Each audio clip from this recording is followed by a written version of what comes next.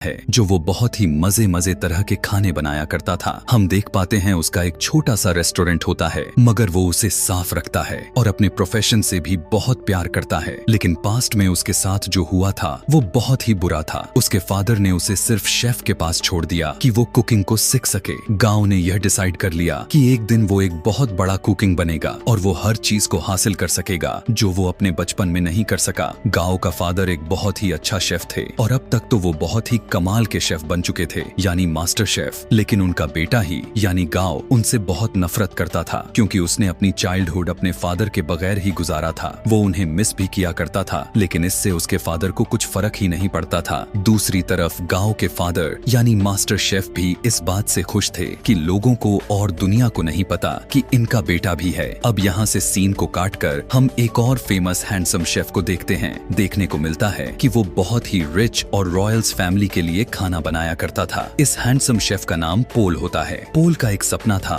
कि वो अपने फादर के लिए अपने ही कंट्री में एक बहुत ही बड़ा सा रेस्टोरेंट बनाएगा। इसीलिए वो अप्रूव को छोड़ते हुए और सभी आने वाले ऑफर्स को मना करते हुए वापस अपने कंट्री के लिए निकल जाता है। वहाँ पर जाकर वो एक फिश सेलर के पास आता है और उसे कहने लगा कि मुझे एक बड़ी सी मछली दिखाओ। तब फिश सेलर उसे दिखाने से मना कर देता है। अब जैसे ही गांव उसी सेलर के पास बड़ी से मछली लेने के लिए आता है, तब वो सेलर उसे मछली दे देता है। यह देखकर पोल को तो गुस्सा आ जाता है और वो गांव को गुस्से से देखता है, जैसे वो उससे जेलस होकर कि यार इसने उसको मछली दे दी और मुझे क्यों नहीं। फिश सेलर जब इन दोनों को गुस्से में होता देखकर उस मछली को 2 टुकड़ों में बांट देते हैं ताकि इनमें लड़ाई ना हो। लेकिन फिर में ये दोनों एक दूसरे को काफी गुस्से से घूरते हैं। अब हम पोल के बहुत ही शानदार रेस्टोरेंट को देखते हैं जिसकी आज ओपनिंग होने वाली थी। वो बहुत नीट एंड क्लीन के साथ साथ बहुत ही कूलर रेस्टोरेंट बनाया होता है। उसको बहुत ही अच्छे तरीके से डेकोरेट किया गया था। पता चलता है कि पोल जो नया रेस्टोरेंट खोला था वो गांव के रेस्टोरेंट के बिल्कुल सामने ही था, जिसे देखकर गांव के दोस्त घबरा जाते हैं, क्योंकि ये नया रेस्टोरेंट इन सभी कस्टमर्स को अपने तरफ करने वाला था और इन सब लोगों को उनसे छीनने वाला था।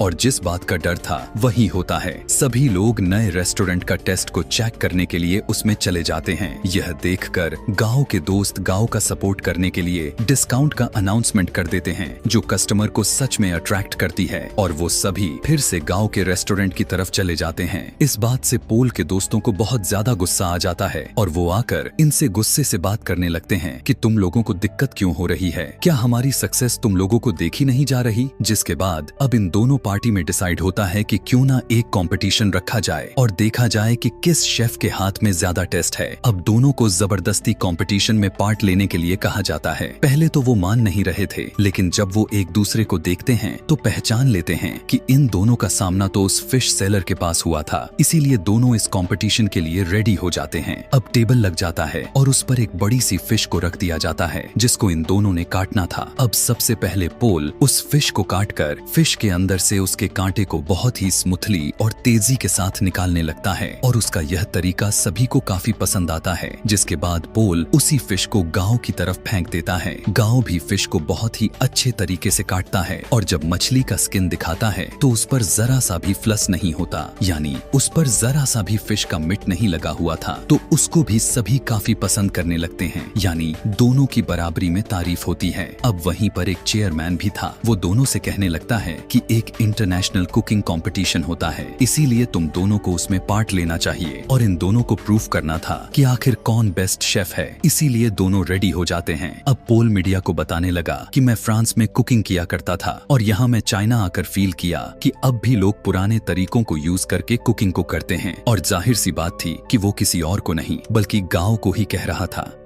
यह देखने के बाद गांव को अंदर ही अंदर बहुत गुस्सा आता है। अब वहाँ पर सभी को पता चलता है कि पहले से इनका एक कंपटीशन होगा। अगर ये लोग उसे जीत जाते हैं तब ये लोग फाइनल तक पहुँच सकेंगे और साथ ही साथ बहुत ही बड़े मास्टर शेफ से मिलने का भी चांस मिलेगा। और ये मास्टर शेफ कोई और नहीं बल्कि गांव के ही फादर थे। कुछ समय के बाद गांव के रेस्टोरेंट में पोल की दोस्त आती है और गांव और उसके सभी दोस्तों को रेस्टोरेंट आने को कहती है कि आज की खाना आप हमारी तरफ खाएं। अब दोनों यानी गांव और उसकी दोस्त रेस्टोरेंट तो जाते हैं, लेकिन इनको खाना पोल नहीं बल्कि वही दोस्त सर्व करती है। देखने में वो खाना फ्राइड एग और एक क्लैंट पोट की तरह ही लग रहा था, लेकिन उसका टेस्ट एकदम अलग था। तब ये देखकर गांव को लगता है कि यहाँ तो सच में पोल का काम बहुत ही एडवांस है। इसीलिए वो सीधा किचन में जाता है और पोल से कहता है कि तुम अपना खाना अच्छा दिखाकर क्या साबित करना चाहते हो, यही कि तुम बहुत अच्छे कुक हो। लेकिन पोल चुप रहता है और उसे मीट पकाने को कहता है कि चलो देखते हैं कि आखिर कौन अच्छा मीट को पका सकता है। उसकी चैलेंज को गांव खुशी खुशी से एक्सेप्ट कर लेता है। अब गांव बहुत ही अच्छे तरीके से उस मीट को पकाता है और वो बहुत ही टेस्टी लग रहा था। अब पोल उससे कहता है कि मैं तुम्हें सेम रेसिपी के साथ डिश बनाकर दिखाता हूँ। पोल शुरू करते ही उसका यह डिश बहुत ही कम समय में बनकर तैयार हो गया। जब गांव उसको टेस्ट करता है तो उसके डिश में और अपने डिश में कोई फर्क नहीं नजर आ रहा था। तब वो समझ जाता है कि सच में इसके पकाने का तरीका बहुत ही एडवांस है। वो उदासी के साथ वहाँ से चला जाता है। रात में फोन पर उससे उसका दोस्त कहता है कि तुम्हें तुम्हारे फादर बुला रहे हैं। गांव फौरन अपने फादर के पास जाता है और कहता है कि अब आपने मुझे क्यों बुलाया, जबकि यह बात आप मानते ही नहीं हैं कि मैं आपका बेटा हूं। तब मास्टर उसे कहते हैं कि मैंने ऐसा इसलिए किया ताकि दुनिया यह न कहे कि तुम मेरे बेटे हो, तुम इंटरनेशनल कंपटीशन तक पहुंच सको और मैं भी यही चाहता हूं, तुम इस काम को खुद करो। तब गांव कहता है कि वैसे भी मुझे आपकी सपोर्ट की जरूरत नहीं, जब मुझे आपकी जरूरत थी तब आप मेरे पास नहीं थे। खैर, मैं यह साबित करके दिखाऊंगा कि मैं वो सब हासिल कर सकता हूँ जिसकी वजह से आपने मुझे छोड़ा था। अब गांव यहाँ से चला जाता है क्योंकि उसे अपने डैड के किसी बातों पर विश्वास नहीं था। अब अगले दिन इंटरनेशनल कुकिंग का कंपटीशन होता है। सब सारी तैयारियां हो चुकी थीं। कॉम्पिटेंस यानी पोल और गांव भी रेडी थे। समय को शुरू कर दिया जाता है। देखने को मिलता है कि पोल की कोई स्पेशल डिश होती है और गांव की चिकन डिश देखते हैं कि ये दोनों बहुत ही मेहनत से अपनी डिशेस को तैयार करते हैं। पोल तो टाइम से पहले ही अपनी डिश को तैयार कर लेता है, लेकिन उसके बाद गांव की भी शानदार डिश रेडी हो जाती है और उसने भी दिए गए टाइम पर अपने टास्क को पूरा कर चुका था, जिसे देखकर जज के साथ वहां के लोग भी बहुत खुश होते हैं और अब उनके डिशेस को टेस्ट किया जाता है। लेकिन दोनों के सेम पॉइंट्स ही मिलते हैं क्योंकि जजेस को उनके खाने में इतना ज्यादा डिफरेंस नहीं लग रहा था, यानी दोनों के डिशेस बहुत ही अच्छी थीं। तभी स्टेज पर एक अकेला जज आता है और इस कंफ्यूजन को क्लियर करने के लिए कहने लगता है कि दोनों के टेस्ट बहुत ही अच्छे थे, लेकिन मुझे टाइम मैनेजमेंट पोल की बहुत ज्यादा पसंद आई, इसीलिए इस कंपटीशन को पोल ने जीता है। पोल यहाँ पर बहुत ही ज्यादा खुश हो जाता है। अब क्योंकि गांव इस कंपटीशन को हार चुका था तो वो बहुत ज्यादा उदास हो जाने की वजह से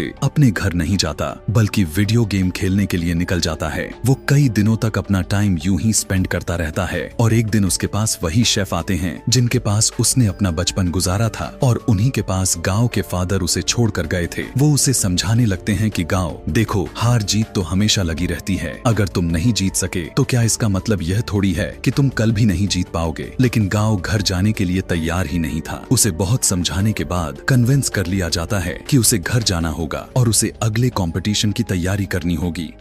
अब पोल बहुत ज्यादा ही खुशी की वजह से अपने रेस्टोरेंट जाता है। वो बहुत एंजॉय करता है। तब उसके सामने उसके दोस्त बैठे हुए उसे कहने लगते हैं कि पोल, अपने दोस्त को मौका क्यों नहीं देते हो? वो इतने टाइम से तुम्हारे साथ, तुम उस पर ट्रस्ट तो करो, उसे अलाव तो करो कि तुम्हें वो इंटरनेशनली रिप्रेजेंट तो कर सके, तुम्हारे रेस्टोरेंट का नाम ऊंचा कर सके। तब पोल उसे कहता है कि हाँ, वो मेरी अच्छी दोस्त जरूर है, इस बात से तो मैंने मना भी तो नहीं किया, लेकिन यार उसे तो सही से खाना तक पकाना नहीं आता, तो वो आखिर कैसे मेरे रेस्टोरेंट को इंटरनेशनली रिप्रेजेंट कर सकती है? तो उसका दोस्त उसकी बातों को और आगे तक बढ़ाने लगता है। उसकी बातों से यह लग रहा था कि जैसे वो उसकी दोस्त की तरफ है और उससे मिला हुआ है और इनके दिल में लालच आ रही है कि तभी वहाँ पर पोल के वही दोस्त आती है और उसके सामने सूप के 2 कप्स को रखते हुए कहने लगती है कि पोल, क्या तुम मुझे यह बता सकते हो कि इनमें से किसमें सॉल्ट ज्यादा है? तो यहाँ पर पोल बिल्कुल खामोश हो जाता है क्योंकि उसमें टेस्ट करने की एबिलिटी ही नहीं थी। उसके टेस्ट वर्क कर ही नहीं सकते थे और यह नेचुरल था। तब इस बात की वजह से पोल को बहुत ही ज्यादा दुख हो जाता है कि उसकी अपनी दोस्त ने ही उसके बाकी के दोस्तों के साथ मिलकर उसे चिट किया और उसे धोखा दिया। यह देखकर उसकी दोस्त उससे कहने लगती है कि क्या हुआ पोल, तुम समझते थे कि मैं तुमसे प्यार करती हूँ? नहीं, ये तो तुम्हारी गलतफहमी थी। आजकल ऐसा आखिर कहाँ होता है? मैंने तो तुम्हें यूज करके इंटरनेशनल कंपटीशन में जा सकूं। वैसे में वहाँ तक जाना मेरे लिए पॉसिबल तो बिल्कुल भी नहीं था, लेकिन आज तक जो मैंने तुम्हारा राज रखा उसके बदले में तुमने मुझे क्या दिया? क्या तुम मुझे ऑफर ऑफर नहीं कर सके, लेकिन अब तो बिल्कुल भी नहीं। अब मैं खामोश नहीं रहूंगी, क्योंकि अब मैं खुद उसी कंपटीशन में जा सकती हूँ। पोल की ही एक दोस्त पोल के दोस्त के ही साथ मिलकर चिट कर रही थी, क्योंकि अब वो दोनों अब रिलेशनशिप में थे और पोल के अगेंस्ट ही एक साजिश यानी कॉन्स्पिरेसिस चल रहे थे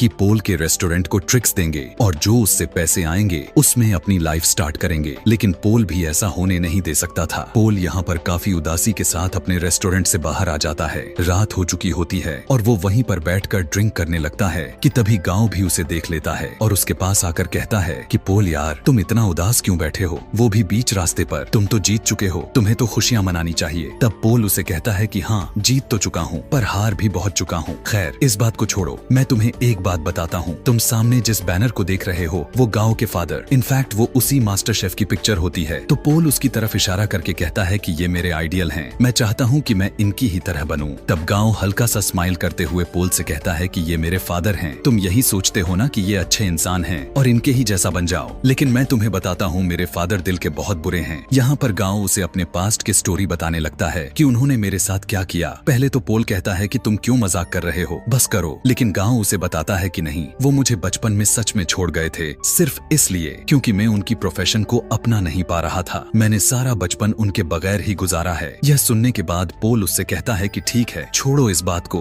अब हम क्या कर सकते हैं। तब गांव उसे कहता है कि बॉटल्स फेंक सकते हैं। तब वो दोनों खाली बॉटल्स से चलाकर गांव के फादर के बैनर पर मारने लगते हैं और बहुत खुश होते हैं। यहाँ पर इन दोनों में दोस्ती हो जाती है और ये सीन क्यूटनेस से भर जाती है। अब आगे पोल जब अपने रेस्टोरेंट में जाता है तब वो देखता है कि उसके ही दोस्त उसके रेस्टोरेंट का सौदा कर रहे हैं। तब पोल उनसे कहने लगता है कि ये क्या कर रहे हो तुम लोग, बगैर मेरी इजाजत के ऐसा कर भी कैसे सकते हो। तब उसके दोस्त उसे कहते हैं कि मुझे पहले यह बात बताओ, इंटरनेशनल कंपटीशन में किसको लेकर जाओगे, क्योंकि राउंड 2 में अकेले ही कुकिंग नहीं कर सकते, आपके साथ आपका पार्टनर होना बहुत जरूरी है, तुम अपने दोस्त को लेकर नहीं जाओगे। तब पोल कहता है कि मुझे पता है कि मैं किसे लेकर जाने वाला हूँ, जो कि एक डिजर्विंग होता है। यहाँ पर पोल गाँव के नाम ले लेता है। अब इस बात को सुनकर उसके दोस्त काफी जेलस होते हैं। तब उनमें से एक कहता है कि पोल याद रखना, तुम्हारा करियर मिट्टी में मिल जाएगा। तब पोल उसने अपने सर से हिट करके उन सभी को वहाँ से भगा देता है। जब ये सब लोग चले जाते हैं तब गांव का वही शेडियन शेफ पोल से कहने लगा कि पोल, क्या तुमने सच में गांव को अपने साथ लेकर जाने वाले हो। तब पोल कहता है कि हाँ, क्यों नहीं, और साथ ही वो गांव के शोल्डर पर पैक्ट करते हुए कहता है कि हाँ, ये डिजर्विंग है। यह देखकर सभी लोग बहुत ही ज्यादा खुश हो जाते हैं।